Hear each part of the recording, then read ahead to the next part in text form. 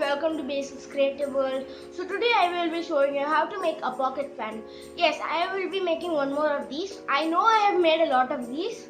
The first one was the Tic Tac torch. A lot of you guys said that it was a very good thing that I made, and I thought I'll make some more, and I made the Tic Tac gun. And a lot of you guys saw that and you said that that was also very good. So I thought I'll make one more, and that is a pocket fan. So this also requires very few materials. So without further ado, let's move on to the video. So guys, I know that I have not posted videos from a lot of time. That's because I was having my exams, so I was not able to make the videos. But don't worry, now I will start posting videos regularly. So these are the materials that you need for making the pocket torch. You need a Tic Tac box, a DC motor, then you need some wires. Of course, you need tape and scissor. You need a battery. You need a switch as well. So this is how my switch looks. There are different types of switches, so you can use that as well, but this is how mine looks. Then you need a propeller. You just need one. I just took many to just show you. So this is how a propeller looks, and a propeller is a thing you know the blades of a fan, right? That is what a propeller is, but in a smaller version. So these are different types of propellers and different types of colors. So if you don't have a propeller, it's no problem. You can make it with cardboard. You just need to make a circle and then 4 blades to the sides. That's very easy to make it. And then you also need super glue. So now let's start making it. So guys, before I show you how to make it, I will be explaining you about a circuit.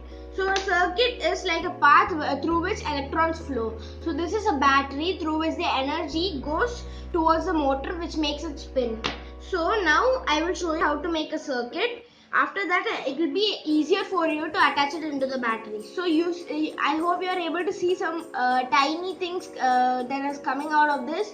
So those are copper. So you have to take some wires. Ask an adult to help you if you are not familiar with these stuff. So you have to take a wire and you have to attach it to this copper of the motor.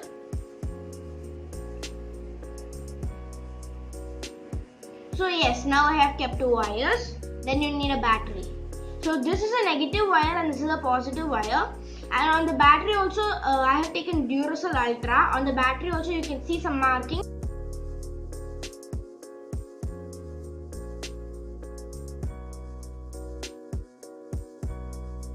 So now, if you put one side of this copper here on this metallic part, and this other wire on top of it, you can see that the propeller started spinning. So you can put it in both directions. Now I kept positive to positive and negative to negative. You can keep it negative to positive and positive to negative as well. Still it will spin. You can see that it's spinning. So this is a simple circuit, but I will be showing you another type of thing as well. So I will be telling you what a switch is. A switch is like a circuit breaker. You need an extra wire to do this. So now I have the extra wire. So a switch makes it very easy to make circuits. What the switch does is that you just need to click on this and that will activate the propeller. So you don't need to keep on removing this from this, and then you have to again attach it to make it spin. So if you use a switch, it will be very easy. Now I'll show you how to make a circuit with the help of a switch. So just like the first time I did, I will be connecting this copper here to the DC motor.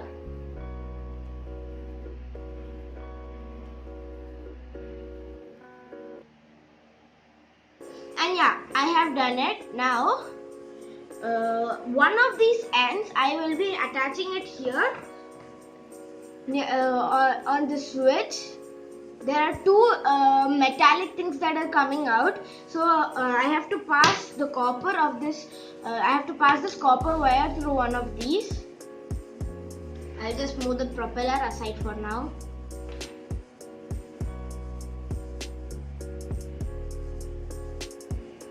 So yeah, some of you might be familiar with soldering as well, soldering iron. So what it does is that you take tin and you melt it so that this thing is attached to here permanently. But I'm not doing that. I'm just tying it here. I'm not tying it, I'm just pinning it here so that it stays firmly. But I don't have soldering iron, so I can't use it. And plus it's a little bit dangerous, so we are not using soldering iron for this. Now we have a battery. We will be connecting another end here, or we can connect it here as well. But first, to make sure that this stays here, we have to cut out some tape.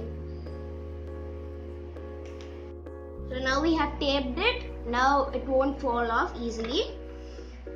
So you can even super glue it, but I think that will damage the battery's end, so I'm not using super glue. Now we have to take the extra wire and then we have to connect it to this part.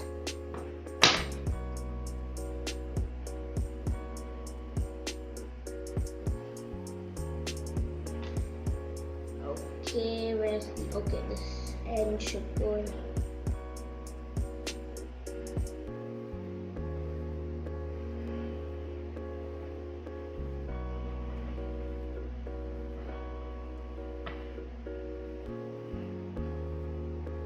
Okay, this took some time, but no problem.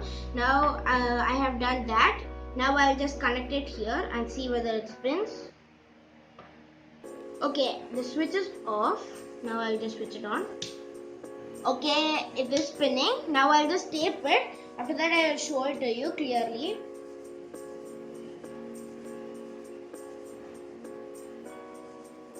Now I'll just put this here.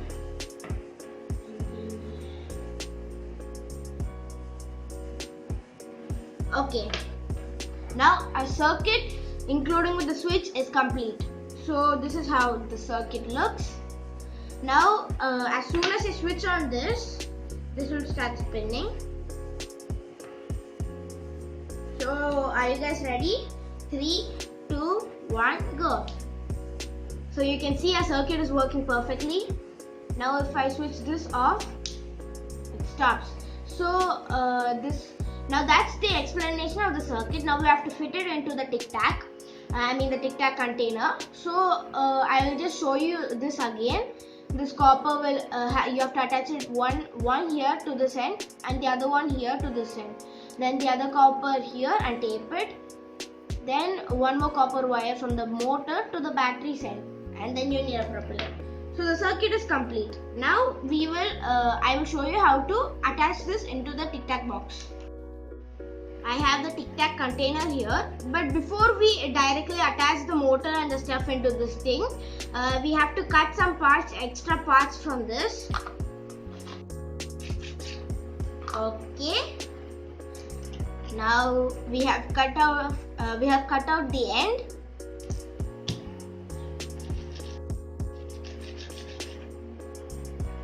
And now we have cut out the sides so that we can keep the switch.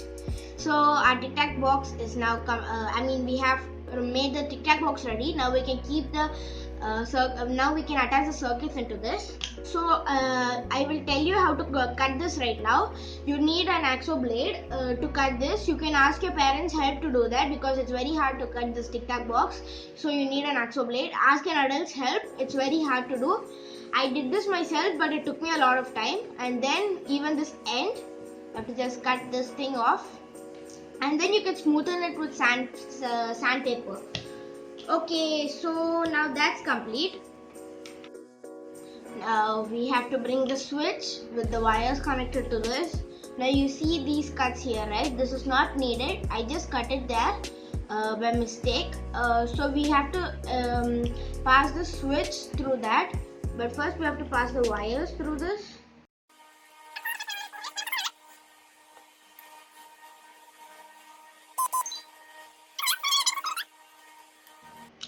Okay, now we have to also stick this with super glue. But before we stick it, we have to completely finish the circuit now. Now the motor will be going inside this. But before sending it inside, we will be connecting one of these batteries, one of the switches wire end to this. Okay.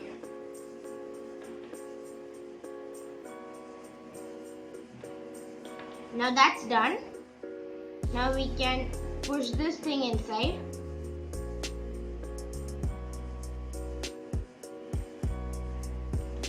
Come on, wire. Okay, now the motor. Okay, so it's inside. Now we have to connect the battery, but unfortunately the battery won't fit inside this, so we have to make another part to keep the battery in the side. And so we have to make another thing to contain this battery here. Now one of the ends we will be connecting it here and this here.